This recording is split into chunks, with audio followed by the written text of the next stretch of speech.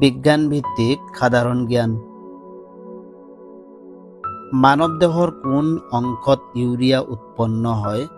উত্তৰ যকৃত। সূৰ্যৰ পৰা পৃথিৱীলৈ পোহৰ আহোঁতে কিমান সময় লাগে? উত্তৰ প্ৰায় 8 মিনিট। চিমেণ্টৰ অত্যাৱশ্যকীয় উৎপাদনটো কি? উত্তৰ চূণশিল। মানুহৰ বৈজ্ঞানিক নাম কি? উত্তৰ হোমোচেপিয়ান।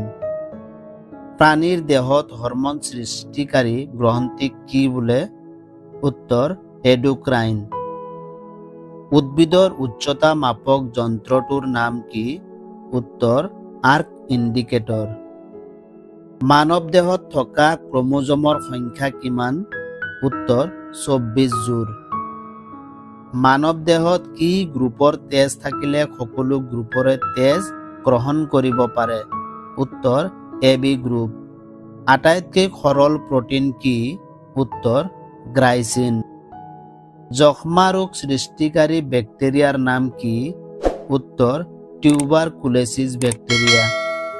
মানুহৰ শৰীৰত কেইবিধ খনিজ পদাৰ্থ আছে? উত্তৰ 13 বিধ।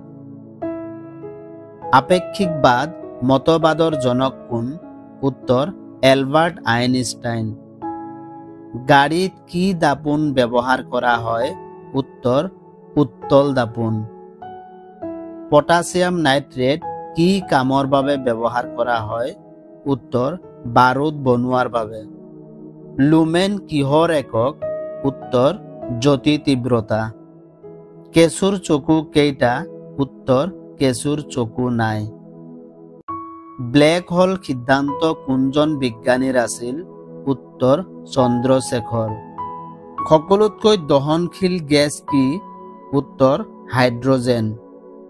কি ধাতু তৰল অৱস্থাত থাকে? উত্তৰ পাৰা।